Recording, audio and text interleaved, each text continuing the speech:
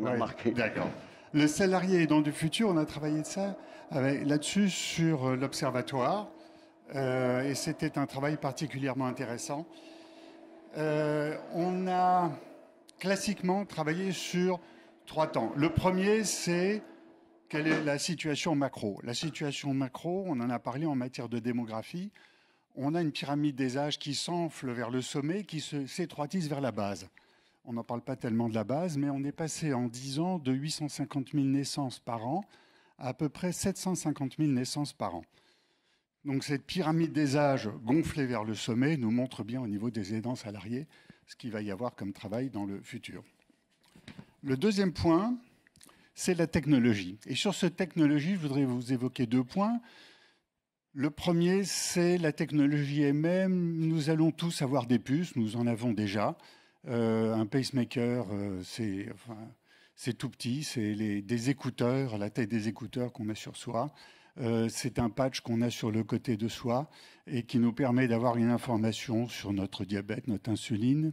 Et tout cela donne des informations sur soi-même et des informations par rapport à la collectivité, par rapport à l'ensemble des gens qui nous intéressent.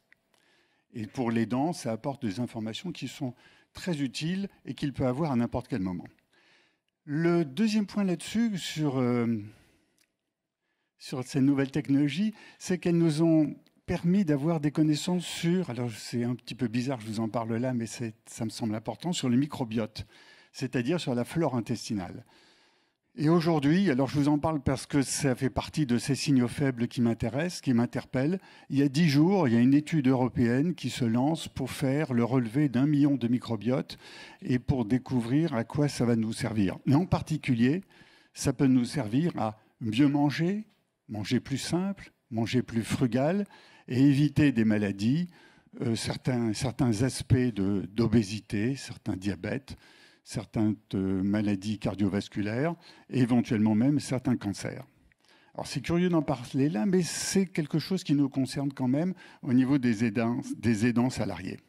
Et puis le troisième point macro qu'on avait parlé, c'était la crise du vivant. La faune et la flore, tout ça ayant un impact à partir du climat. Et on l'a vu justement ces 6 derniers mois, on est dans un temps où tout cela va très vite et on arrive à une réponse que l'on doit apporter qui est vers un monde là aussi plus frugal. Et je dis frugal par rapport à sobriété parce que la sobriété n'est qu'un état intermédiaire. Nous irons vers un monde plus frugal. Quand on est passé à ce macro, on est passé ensuite sur un temps un petit peu plus réduit. Le temps plus réduit, c'est d'abord 2020, la Covid, qui n'est pas terminée, qui nous a apporté un nouveau rapport avec la mort. Et là, quand on est aidant salarié, ça nous concerne au premier chef. Le deuxième point, c'est non pas 2020-2021, avec des accidents économiques sur des usines, par exemple au Japon, qui ont été inondées, des usines de semi-conducteurs, sur un temps qui a été quasiment économiquement un temps de rattrapage et qui a fait se développer en 2021 et non pas en 2022 l'inflation et l'augmentation des cours du carbone, c'est-à-dire du pétrole et du gaz. Les chèques inflation datent de décembre 2021 et non pas de 2022. Et puis 2022, on a la guerre en Ukraine. La guerre en Ukraine, l'envahissement de l'Ukraine par la Russie, qui apporte surtout une réflexion sur comment consommer moins et comment consommer mieux. Donc vous voyez qu'on est à un tournant à travers ce temps macro et à travers les 3 années qu'on vient de vivre, un tournant qui est important. Et là, je reprends mes notes. Nous étions hypersensibles, exigeants et impatients, et nous devenons quelque part un peu plus âgés, à la recherche d'un peu plus de lenteur, et nous devenons un petit peu plus frugaux. Ça, c'est le contexte macro. À partir de ce contexte macro, on s'est intéressé à l'entreprise, puisque nous sommes sur les aidants salariés. L'entreprise elle-même, elle est passée d'une entreprise performante à une entreprise consciente. Et cette entreprise consciente se manifeste sur 3 points essentiels. Le premier, c'est qu'elle est centrée sur l'humain. Elle est centrée sur l'humain pour créer les produits, pour développer des produits. Elle est centrée sur l'humain pour ses équipes elles-mêmes. Et puis elle est centrée sur l'humain pour ses clients et l'environnement qui les concerne. Et puis le deuxième point, c'est l'entreprise devient durable. Alors on parle de RSE, comme on en a parlé tout à l'heure, responsabilité sociale des entreprises. Puis c'est aussi la responsabilité environnementale des entreprises. Donc c'est la responsabilité tout court des entreprises vis-à-vis de ces parties prenantes qui sont dans l'entreprise, les salariés, qui sont les clients, qui sont les actionnaires et qui sont les personnes qui habitent autour de l'entreprise, sur lesquelles l'entreprise a une importance de plus en plus considérable, puisqu'elle est souvent l'un des points stables de référence du public, des gens en général. Et puis, dernier point, c'est la résilience.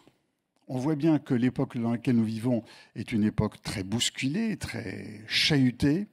L'entreprise, elle, doit traverser toutes ces étapes.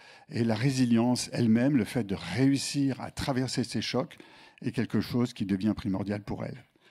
Alors maintenant, on arrive aux aidants salariés. C'est-à-dire qu'on a vu comment ça se passe, comment ça évolue généralement au niveau de la population, au niveau des technologies. Les aidants, on a 3 axes qui nous semblent aujourd'hui importants à travailler, qui nous sont sortis de ces travaux. Le premier, et je rejoindrai là aussi Églantine, et dans plusieurs points qui ont été évoqués, et il semble le plus important, c'est des cellules d'écoute et de parole. Dans les entreprises, on a toutes sortes de réunions sur beaucoup de sujets. Créons tous les mardis, à l'heure du café, ou une fois par mois, le mardi, à l'heure du café, la venue de quelqu'un qui vient nous parler d'un problème qu'il rencontre, d'un sociologue, d'un démographe, d'un géographe, d'un spécialiste du climat. Et voilà, chacun dans l'entreprise peut y participer, va y écouter, aura à ce moment-là des choses à dire ou à ne pas dire. On l'a vu, 70% des aidants ne disent pas qu'ils sont aidants. Avoir des structures qui permettent de prendre la parole ou de s'exprimer ou en public ou avec son N+1, son N0 ou son N-1, on se rend compte que c'est important. Voilà des structures d'opportunité pour parler, pour que ces 70% d'aidants puissent s'exprimer. Le deuxième point, c'est le bénévolat en entreprise. Et là aussi, je rejoins Églantine. Alors moi, le bénévolat, je l'avais défini sur 2 angles. Le premier, c'est le bénévolat. Alors j'appelle bénévolat, mais c'est l'entraide, c'est des structures comme cela qui doivent être reconnues par l'entreprise et qui sont des dépannages, on l'a vu, pour venir garder les gosses, pour sortir, pour aider quelqu'un qui a un problème d'aidance. Le deuxième aspect de ce bénévolat, c'est un aspect dont on parle aujourd'hui, je crois même qu'il y a un dîner à l'Élysée sur ce sujet-là, c'est sur les retraites, c'est-à-dire que l'âge de la retraite avance, de gré ou de force, il avance. Mais quand on est en entreprise, on travaille à 4/5e, à 3/5e, à 2/5e, peu importe. Et dont ce temps-là, pour un temps de bénévolat dont on peut avoir besoin, dont des salariés aidants peuvent avoir besoin à l'intérieur de l'entreprise. Et puis le troisième point qui nous a semblé intéressant, c'est en fait très simple. Dans une entreprise, qui peut être une tour de la Défense, qui peut être un plateau d'entreprises diverses dans une zone industrielle à l'extérieur d'une entreprise, d'une ville, peu importe, il y a des conciergeries, il y a des crèches, il y a des restaurants d'entreprise. Créons une aidancerie. Alors qu'est-ce que c'est Créons une maison de l'aidance, c'est-à-dire un lieu où l'on peut venir avec les personnes que l'on a besoin d'aider, parce que nous sommes aidants salariés, et qui sont là pour la journée. Peu importe, je ne sais pas quel est le détail que l'on va mettre là-dessus, mais on peut avoir ces maisons de l'aidance qui peuvent soulager les aidants salariés. Donc je reviens sur ces 3 points que je soulève. L'écoute et la parole, le bénévolat et les maisons de l'aidance. Bravo.